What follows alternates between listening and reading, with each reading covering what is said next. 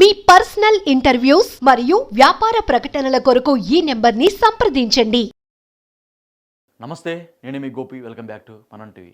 Big boss ఈ big boss season 7 season 8 compare చేసుకుంటే చాలా డిఫరెన్స్ ఉంది. సీజన్ 7 అనేది విపరీతమైన ఘర్షణలకి వాతావరణం నెలకొని ఉంది. అదేవిధంగా విపరీతమైన దాడుల వాతావరణం కూడా నెలకొని ఉంది. బట్ సీజన్ 8 కూడా సేమ్ అదేవిధంగా లాస్ట్ 11 గంటల సమయంలో అయితే సేమ్ అదేవిధంగా నెలకొని ఉంది. బట్ పోలీసులు మాత్రం అయితే కట్టుదిట్టమైన ఏర్పాట్లు అయితే వాళ్ళని అయితే కంట్రోల్ చేయడం జరిగింది. అసలు ఈ బిగ్ బాస్ అనేది ఎప్పటి నుంచి మొదలైందో మనం అందరం తెలుసు. గత 7 సీజన్ నుంచి అందరూ చూస్తూనే ఉన్నాము. ఇప్పుడు 8వ సీజన్ అయితే నిన్నటితో అయితే ముగిసింది. సీజన్ 8 విన్నర్ నిఖిల్ అని మనందరికీ తెలిసిపోయింది. దానికి చీఫ్ గెస్ట్గా కూడా రామ్ చరణ్ రావడం జరిగింది. సో ఎంతో ఆహ్లాదకరంగా, ఎంతో ఎంజాయ్మెంట్గా, ఎంతో ఎంటర్టైన్మెంట్గా అయితే బిగ్ బాస్ సీజన్ 8 అయితే ముగిసిపోయింది.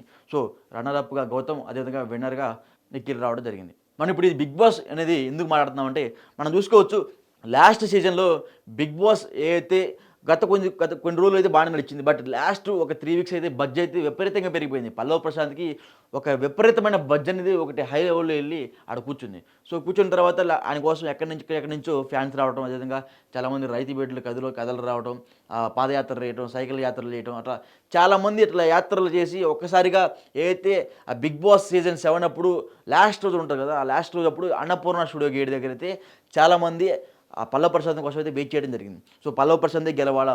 అప్పుడు పల్లవ్ ప్రశాంత్కి అమర్దీప్కి అయితే మంచి పోటీ రసవత్తరంగా నడిచింది. సో వాళ్ళిద్దరి మధ్య కూడా ఫైనల్ రన్నర్ అప్ అనేది అమర్దీప్గా ఉన్నారు, విన్నర్ ఏమో పల్లవ్ ప్రశాంత్ ఉన్నారు. సో ఆ టైంలో కూడా అమర్దీప్కి కప్పిస్తే అమర్దీప్ని బయటికి రాగానే చంపేస్తాం, అమర్దీప్కి కప్పిస్తే బయటికి రాగానే అమర్దీప్ని వాళ్ళ పేరెంట్స్ని ఏమైనా చేస్తాం, వాళ్ళ కార్ల మీద దాడులు చేస్తాం అన్నట్టుగా అప్పట్లో ఒక ప్లకార్డ్స్లు పట్టుకోవడం కొన్ని వాళ్ళ ఫ్యాన్స్, పల్లవ్ ప్రశాంత్ ఫ్యాన్స్ మొత్తం నినాదాలు చేశారు.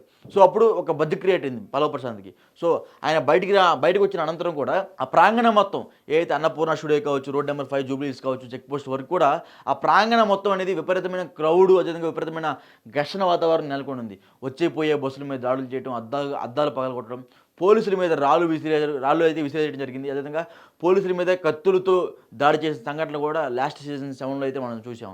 సో అదేవిధంగా పోలీసులు కూడా విపరీతమైన లాఠీ చార్జ్ అయితే అక్కడున్న ఏదైతే స్థానికులు కావచ్చు, ప్రజల మీద కావచ్చు, ఫ్యాన్స్ మీద కావచ్చు, వీళ్ళందరి మీద కూడా అప్పట్లో పోలీసులు దాడి చేయడం జరిగింది, లాఠీ చార్జ్ కూడా చేయడం జరిగింది. సో ఈ ఏదైతే కొట్లాటలో భాగంగా పోలీసులు దెబ్బలు తిన్నారు, అదేవిధంగా ఫ్యాన్స్ దెబ్బలు తిన్నారు. సో అదంతా సీజన్ 7. సో ఆ సీజన్ 7లో చాలా తెల్లారి పొద్దున్న చూసుకుంటే చాలా బస్సులు ధ్వంసం అయిపోయి ఉన్నాయి, చాలా పోలీసుల మందికి చాలా తీవ్ర గాయాలయ్యాయి. సో పోలీసులు కూడా దాదాపు 40 మంది మీద అయితే కేసులు పెట్టారు.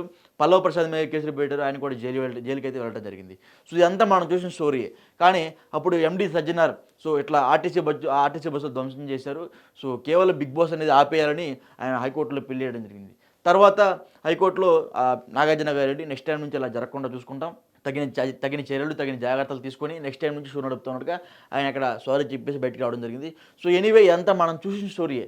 సో అప్పటి నుంచి ఇప్పటిదాకా కూడా అంటే ఈసారి బిగ్ బాస్కి అంత బజ్జు లేదని నాకు అనిపించింది, పర్సనల్ ఒపీనియన్. ఈసారి అయితే బిగ్ బాస్కి పెద్ద బజ్జు లేదని నాకు అనిపించింది. సో మీకు ఎలా అనిపించిందో కింద కామెంట్ చేయండి. అదేవిధంగా మీకు నిఖిల్ విన్నర్ అని మీకు అనిపిస్తే కింద కామెంట్ చేయండి. కాదు గౌతమే విన్నర్ అని మీకు అనిపిస్తే ఇది కూడా కామెంట్ చేయండి. సో లాస్ట్ సీజన్ అప్పుడు ఈ సీజన్ కంపేర్ చేస్తే లాస్ట్ సీజన్కి ఉన్నంత బజ్ ఈ సీజన్కి అయితే లేదు. బట్ కానీ 11 గంటల సమయంలో ఒక్కసారి అంత గుమిగూడిపోయిన జనం మొత్తం ఎక్కడ వచ్చారు? సుమారు 400 మంది జనాలు ఒక్కసారిగా వచ్చారు. ఏదైతే మనం చూసుకోవచ్చు జూబ్లీస్ మనం రోడ్ నెంబర్ 5 కొంచెం ముందుకెళ్ళగానే ఒక్కసారిగా 400-500 మంది జనాలు వచ్చేసారు. ఎవరు వీళ్ళందరూ, ఎందుకు వచ్చారు అడిగితే ఫ్యాన్స్ అంటున్నారు. అంటే అప్పటిదాకా ఏం లేదు, అప్పటిదాకా కూడా 10:30 వరకు కూడా ప్రశాంతమైన వాతావరణం అయితే ఉంది. ఎప్పుడైతే టెలికాస్ట్ అయిపోయిన తర్వాత ఒక్కసారిగా 500 మంది ప్రజలు వచ్చారు, అభిమానులు అంటున్నారు. సో అప్పుడు కూడా మళ్ళీ పోలీసులు అయితే లాఠీ చార్జ్ చేయడం జరిగింది. రాత్రి నేను వెళ్ళా కూడా అక్కడికి.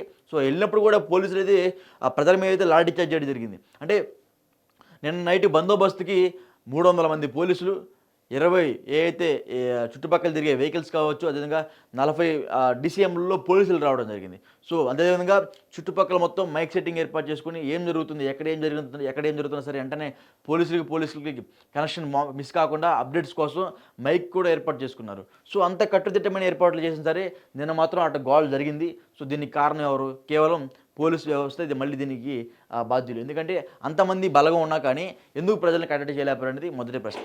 సో కానీ అదైపోయిన తర్వాత మనం చూసుకోవచ్చు ఏదైతే పల్లవ్ ప్రశాంత్ విన్నర్ అప్పుడు అయ్యేటప్పుడు కూడా బయటకు వచ్చినప్పుడు చాలామంది జనాలు ఎగబడ్డారు.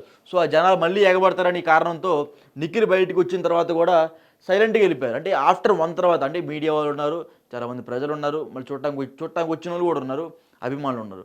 సో మళ్ళీ తొక్కిసలాట మొదలైద్దామని నిఖిల్ని ఆఫ్టర్ 1 తర్వాత అయితే బయటికి పంపించడం జరిగింది. సో పంపించినప్పుడు కూడా మీడియా వాళ్ళతో ప్రెస్ మీట్ ఇంతవరకు ఎందుకు పెట్టలేదు? అదేవిధంగా నేను నిఖిల్‌కి 55 లక్షల రూపాయల ప్రైజ్ మనీ వచ్చింది. కానీ ఆ 55 లక్షల రూపాయల్లో కూడా కేవలం 30 లక్షలే ఇస్తానట్టుగా కొన్ని వార్తలు వస్తున్నాయి. అంటే కొంతమేరకు ట్యాక్స్ వెళ్ళిపోద్ది. కేవలం 30 లక్షల రూపాయలు చేతికి వస్తాయి. అదేవిధంగా ఒక కారు కూడా గిఫ్ట్‌గా వచ్చినట్టుగా మనకు కనపడింది. సో నిఖిల్ ఇంతవరకు ఎందుకు ప్రెస్ మీట్ పెట్టలేదు? అంటే నిఖిల్‌ని ఇప్పుడు కూడా పోలీసుల ఆధీనంలో ఉన్నారా? లేకపోతే బిగ్ బాస్ హౌస్‌లోనే ఉన్నారా? నిఖిల్ ఇంతవరకు బయటకు వచ్చారా లేదా అన్నట్టు నిఖిల్ ఇంతవరకు బయటకు వచ్చాడా లేదా అనే ఒక ఆసక్తి కూడా జనాల్లో ఉంది. అందుకని నిన్న నైట్ మొత్తం బజ్ అనేది తీవ్ర విపరీతమైన స్థాయిలోకి వెళ్ళిపోయింది 11 తర్వాత. సో అసలుకి అది లైక్ రామ్ చరణ్ వచ్చిన తర్వాత కూడా ఆ బజ్ అనేది అంత లేదు. రామ్ చరణ్ వచ్చినా సరే, అంటే రామ్ చరణ్ వచ్చిన సంగతి కూడా జనాలకు తెలియదు. ఆయన వచ్చాడు, సైలెంట్‌గా వెళ్ళిపోయారు. పోలీసులు కూడా 4 గేట్లు ఏర్పాటు చేసి first gate, second gate, third gate, fourth gate, అంటే ఫస్ట్ గేట్, సెకండ్ గేట్ దగ్గర అయితే మీడియా వాళ్ళని అలౌ చేశారు. థర్డ్ గేట్, ఫోర్త్ గేట్ దగ్గర అయితే మీడియా వాళ్ళని అలౌ చేయలేదు. ఎందుకంటే సో లోపల ఉన్న ఏదైతే సెలబ్రిటీస్ మొత్తాన్ని థర్డ్ గేట్ నుంచి ఫోర్త్ గేట్ నుంచి బయటకు పంపిద్దామని ప్లాన్ చేశారు. బట్ ఈ 4 గేట్ల చుట్టూ కూడా మీడియా వాళ్ళు, ప్రజలు కూడా ఒకసారి గుమిగూడిపోయారు. సో అప్పుడు లోపలే ఉన్నట్టుగా నిఖిల్ లోపలే ఉన్నాడు. గెలిచినా సరే ప్రయోజనం లేదు. నిఖిల్ గెలిచినా సరే సెలబ్రేషన్ చేసుకోవట్లేదు. దీని అందరికీ కేవలం పోలీసుల వల్లైనా లేకపోతే ఫ్యాన్స్ వల్ల, మీడియా వల్ల అనేది ఒక పెద్ద చర్చగా మిగిలిపోయింది.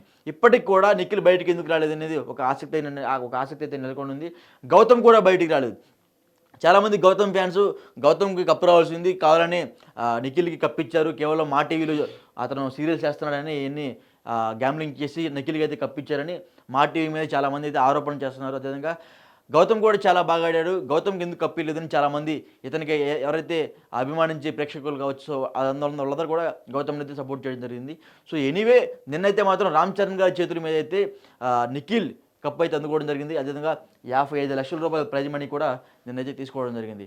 సో ప్రస్తుతం అయితే నిఖిల్ అయితే అందుబాటులో లేడు. నిఖిల్ ఎక్కడికి వెళ్ళాడో తెలియట్లేదు. నిఖిల్ పోలీసుల ఆధీనంలో ఉన్నాడా లేకపోతే బిగ్ బాస్ హౌస్లో ఉన్నాడా అనే ఈ రెండింటికి అయితే తెర దిగాలి. సో ప్రస్తుతం అయితే మీడియా వాళ్ళకు కూడా ఎటువంటి ఇన్ఫర్మేషన్ లేదు. సో ఇన్ఫర్మేషన్ వచ్చిందా కూడా ఈ వీడియోని అయితే వైరల్ చేయండి. అదేవిధంగా ఖచ్చితంగా కింద కామెంట్ చేయండి మీ ఒపీనియన్ ఏంటో.